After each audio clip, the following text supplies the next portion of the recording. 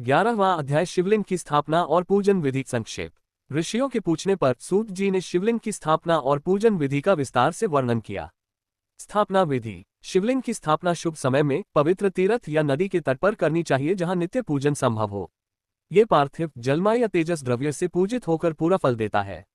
चल प्रतिष्ठा के लिए छोटा शिवलिंग स्थापक के 1 अंगुल और अचल प्रतिष्ठा के लिए बड़ा शिवलिंग स्थापक के 12 अंगुल श्रेष्ठ है। शिवलिंग की पीठ गोल, चौकोर, त्रिकोण या खाट के पाए की भांति हो। पहले शिल्प शास्त्र के अनुसार देवालय बनवाकर गर्भगृह में नीलम आदि 9 रत्न वैदिक मंत्रों के साथ स्थापित करें। अंत में ओम ओम महामंत्र का उच्चारण करके पीठयुक्त शिवलिंग तथा परम सुंदर मूर्ति की स्थापना करें। मूर्ति की प्रतिष्ठा पंचाक्षर मंत्र से करनी चाहिए। पूजन एवं सेवा। स्थावर लिंग वृक्ष लता को सींचना चाहिए और जंगम लिंग कृमि कीट को आहार जल से तृप्त करना चाहिए। ये सभी भगवान शंकर के प्रतीक हैं। रोजाना 16 उपचारों आवाहन आसन पाद्य आदि द्वारा पूजन करें।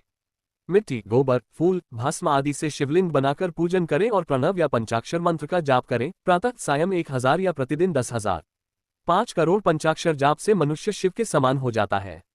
भगवान शिव के लिए फुलवाड़ी बगीचा लगाना और मंदिर में सफाई सेवा करना महान पुण्य कर्म है।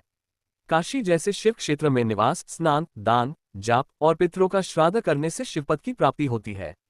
प्रातः मध्याह्न और सायं 3 कालों में क्रमशः नित्य कर्म सकौम कर्म और शांति कर्म के लिए पूजन करें। रात्रि का निशीथकाल पूजा के लिए विशेष फलदायी है। इस विधि से पूजन करने वाले को कर्मों का पूरा फल और अंत में शिवपद प्राप्त होता है। सूत जी से ऋषियों ने पूछा कि वे कौन कौन से पुण्य क्षेत्र हैं जिनका आश्रय लेकर सभी स्त्री पुरुष शिवपद को प्राप्त कर सकते हैं।